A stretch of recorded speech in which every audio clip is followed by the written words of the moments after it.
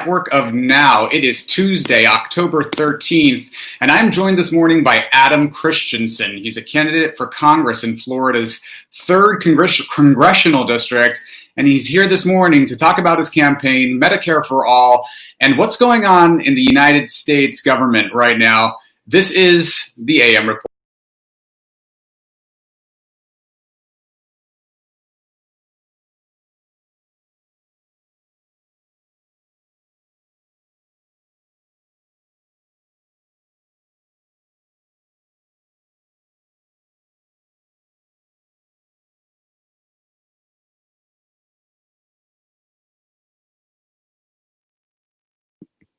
Thank you, everybody, for joining, and I'd like to welcome Adam Christensen to the broadcast. Good morning, Adam. How's it going? It's going really well. How are you doing?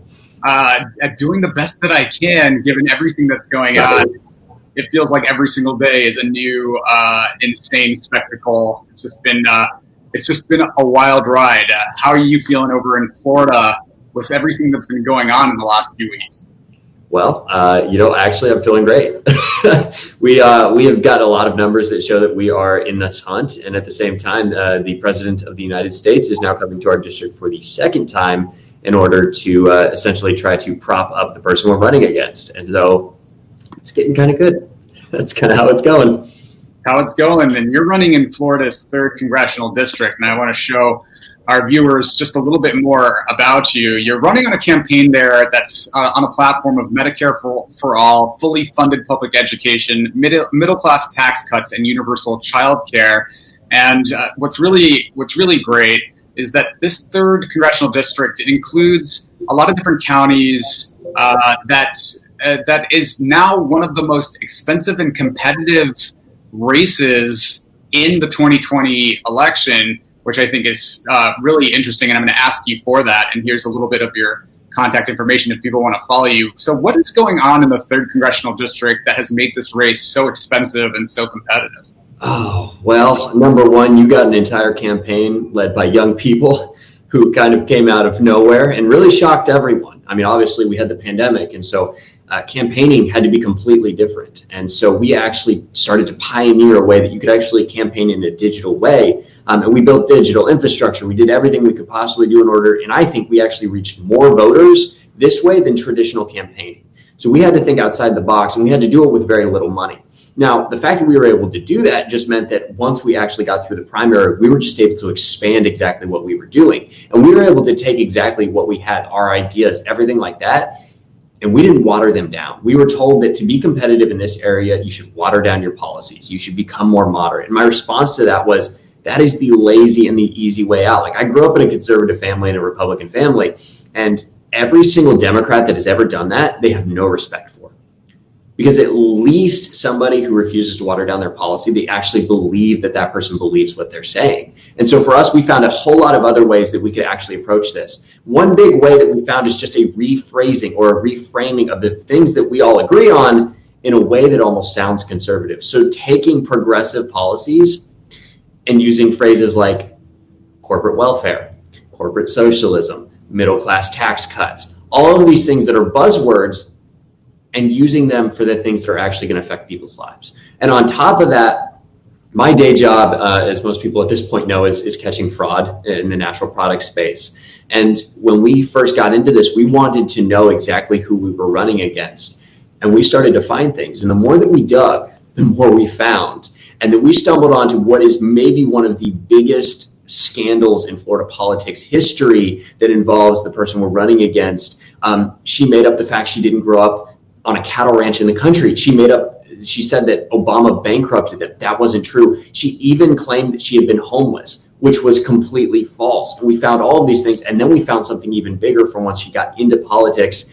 And so that is really the reason right now, is because we are not afraid to actually stand up, speak the truth, and shine a flashlight on the way that politics has been and say, this cannot keep going this way.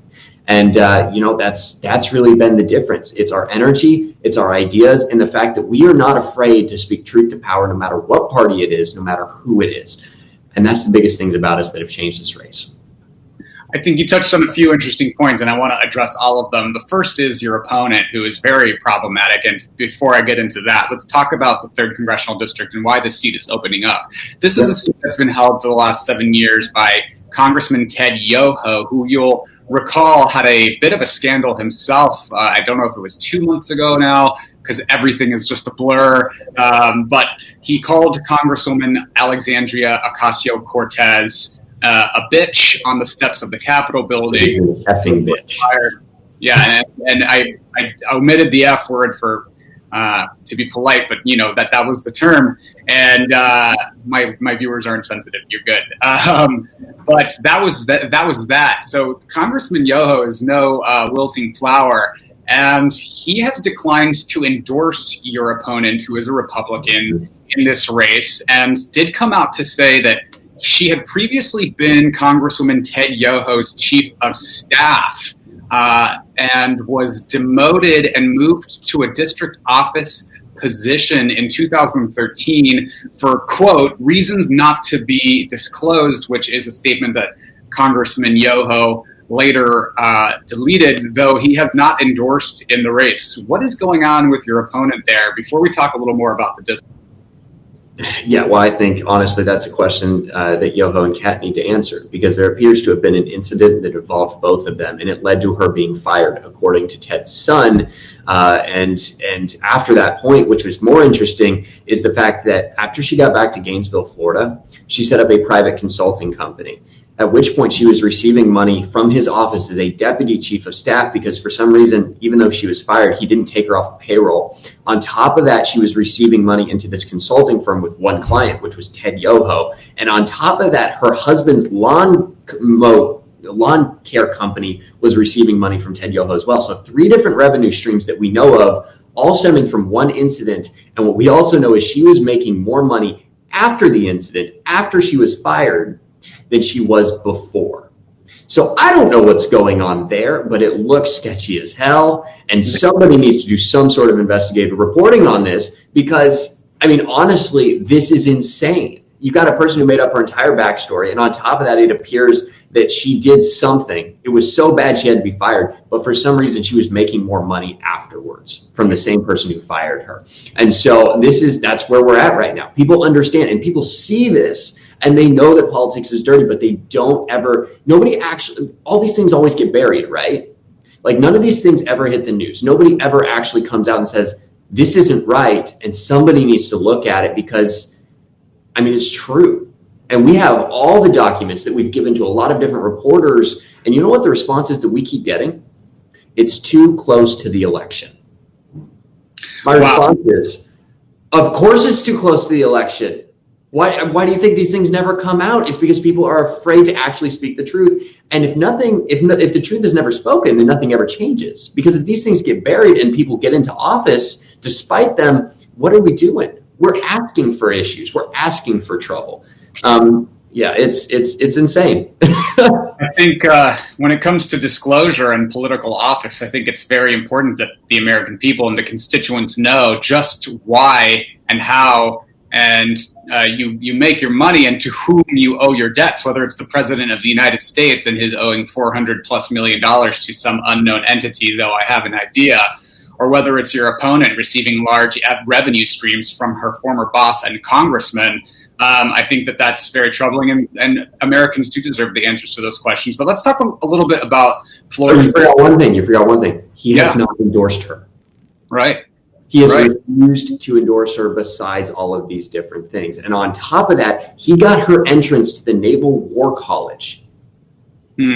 Very, very suspicious. And I hope that some answers come out about that. But let's talk a little bit about the 3rd Congressional District. This is a district that until 2012 had a heavy African-American population. This district has gone Democratic. From 92 to 2008, it went for the Democratic presidential candidate. Obama won your district 73 to 26%. And then the districts were reallocated in 2012, and you started to see a Republican advantage in your state. Romney won this district by 56%. Trump won by 56%. So there is a Republican advantage in your state.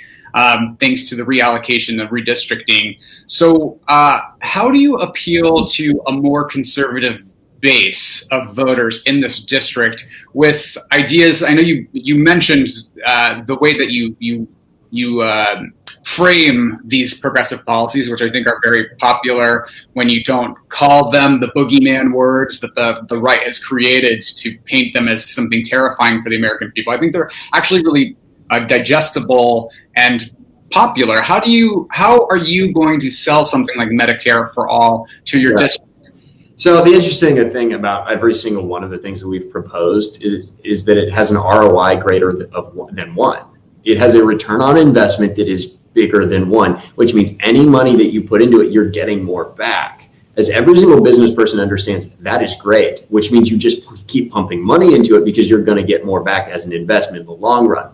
And so something like Medicare for All, everybody agrees on this. Even the Republican agrees on this. She just doesn't want to say the word, because we all understand that health insurance companies are middlemen.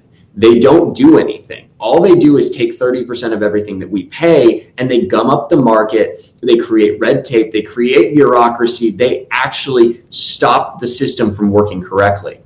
And what I just said to you is almost that sounds extremely conservative. I want to make it a free market. I want to stop price fixing. I want to cut the red tape, cut the bureaucracy, make it so that we actually have a streamlined process and everything is cheaper because we remove the fat. Do I sound like a Democrat right there? No, I sound like a Republican, but that is literally Medicare for All. On top of that, you got things like universal child care. The ROI on that is 1.25, which means every dollar you put in, you get $1.25 back. If you were to do universal child care, almost every single family that has a kid would save $8,000 to $13,000 a year that they do not pay to a private company.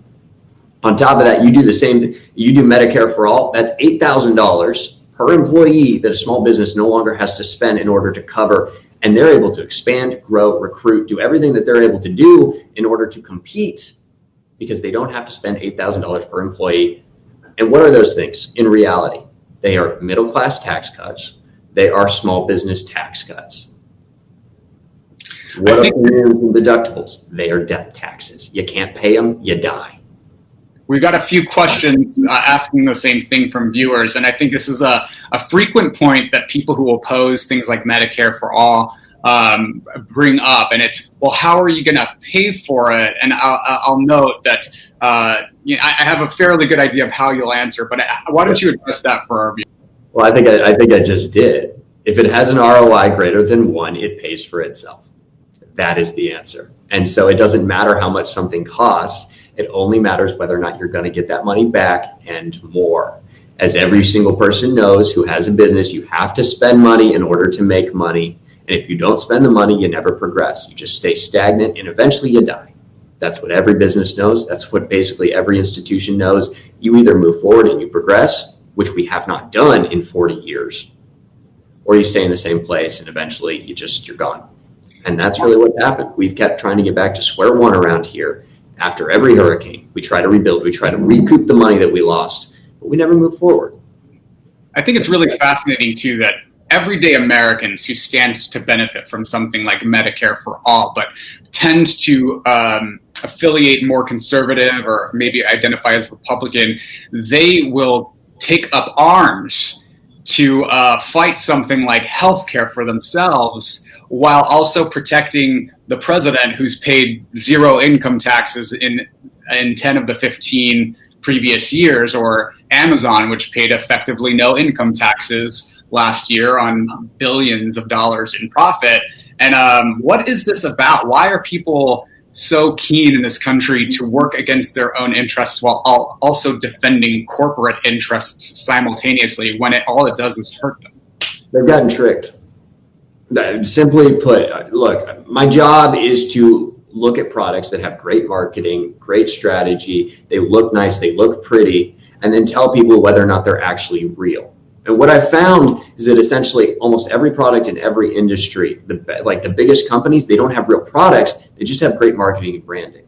People have been tricked by marketing and branding and telling them that the poor are the reason they can't afford healthcare, that immigrants are the reason that they're not able to get ahead or they don't have a decent paying job, when in reality, The people that are holding them down are the people, the monopolies, the people that have actually stolen their wealth. And those people have marketed it so well as to convince us that the reason that we are not getting ahead is because the people who live next to us, as opposed to the people who come in, they set up shop, they undercut all of the prices of every single good, and they run out the family-owned businesses and they destroy the small towns. Those are the real enemies. And if we really want to fight, I mean, that's classical conservatism, right? That is the original progressive Republicans. They said monopolies kill capitalism. Price fixing kills capitalism. Billionaires are not good. Greed is not good. Greed destroys economies. And until people start to, I mean, that's really what we've really shown a light to, is progressive ideas are actually just classically conservative economic ideas. And people are latching onto that because they understand that, number one, they bailed out everyone in 2008, but they never got their money back. And yet the banks got bigger than ever. And it just happened again. And so they're just tired of getting ripped off. And it's a question of, do we get a return on our investment?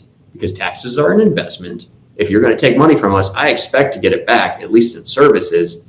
And we expect a return on our investment, which is healthcare, which is education, which is childcare, which is being able to afford a home. And like I've told a lot of different people, the basic premise of what we are running on is that if you are working 8 hours a day, you should be able to afford a home, you should be able to have a family, and you should have money left over. And that's not a radical idea. Fantastic, and you're absolutely right. This has been Adam Christensen. He's running for Congress in Florida's 3rd congressional district, which includes Alachua, Clay, Putnam, Bradford, and Union counties, and most of Marion County. Adam, where can people find you, learn more about you, and support your campaign? Yeah, so if you want us completely unfiltered, typically Twitter's the best place. It's AC for Congress 2020. Our Facebook page is pretty popular. On top of that, our website is forthemany.notjustme.com, and that has all the information you can possibly find. We're throwing up a jobs plan very shortly because, as everybody knows, you can have every policy platform in the world that is fantastic, but what does that look like in the area that you live? And we have tried to really lay that out, and we are hopefully going to be releasing a video that actually walks us through what life would look like if everybody had good internet, if we had small businesses that came back, if we fought against people like Nestle. And so that's just, we want to make it not just on paper. We don't just want people to get excited about the ideas, but to actually see it in motion, because as most people know, our backs have been against the wall for a very long time. And we either have two choices. We lay down and die and we let them keep running over us, or we stand up and fight. You speak softly, you carry a big stick. We've spoken softly for a long time and we've forgotten the last part. And now it takes people who are unafraid to actually fulfill that last part.